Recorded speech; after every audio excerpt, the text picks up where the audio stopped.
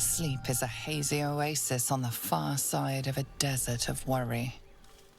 You know exactly what this illithid parasite will do to you. Within 7 days, you'll become a mind flayer. But what about the bomb in your chest? Ceremorphosis is likely to destabilize it.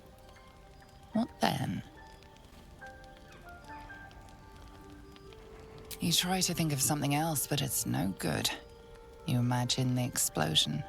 Thousands will die. You have to stop it. Ceremorphosis and the orb itself. She was furious when she realized what you'd done. Seeking control, trying to prove yourself her equal. You were in love with her. Now you're a danger to everyone you know. Your mistakes have been huge. The consequences, memorable. But you won't let anyone die. You can't. You'll need to drain magical energy from a powerful artifact soon.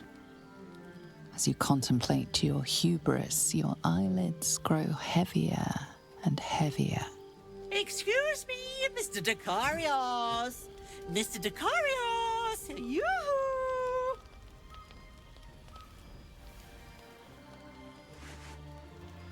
Destiny is at your door. Won't you at least twitch the curtain? Well, it isn't the mother of all magic, lucky for you. You look terrible. Are you eating? I know. I'm looking exceptionally well. You, on the other hand, how the tidy have fallen. Are you eating? And I decided we'll not. And a good thing, too. You look like you haven't had a good meal in days. I have my doubts. But first things first.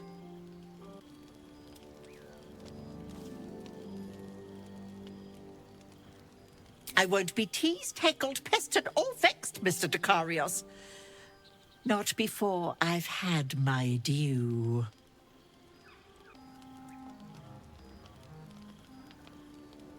No matter, Mr. Dekarios. Tara's here now, and she'll sort you out. But first, my payment.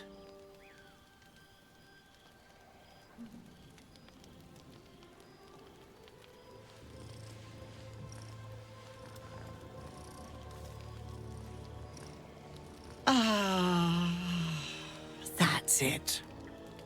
No one manages the nuances quite like you. Making sure you keep on the straight and narrow, as is my task in this weary life. And you, of course. The tower just isn't the same without you stomping about in the background. I looked away for a moment just once, and look where it got us. You, a living doomsday device. The shame.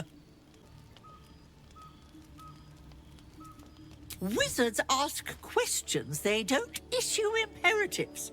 You ought to know that by now, Mr. Dekarios. But I suppose your case is worse than I thought. All the more reason for me to stay and keep an eye on things. We wouldn't want you to make another apocalyptic mistake, would we? Nestled amongst your books and papers, Tara bore witness to your greatest triumphs and your greatest failure. You made yourself a walking cataclysm, the annihilation brewing within you, just about held at bay by your constant consumption of magical objects. Tara saw it all, but never left your side. Speaking of which, I brought you something for your tummy troubles. A ring coursing with magic. The Nethery's orb within you shudders, longing to consume, to devour. It must be satisfied. We have a great deal of catching up to do. Eat that, have a wash, and for the love of all that's dear, a shave. Then you can fill me in on what I've missed. Of course, Mr. Dakarios. What else are friends for? All the more reason I ought to be looking after you. Anyway, incidentally, I was getting very bored without my friend. Handy little spell I've been working on. Tara's cat flap of displacement. I haven't worked out all the kings, but I'm starting to be able to find my way around. It is terribly good to see you, Mr. Dakarios. Now eat up. If you explode and kill us all, I'll be furious. I don't take orders from my masseuse. Eat up now, and chat soon.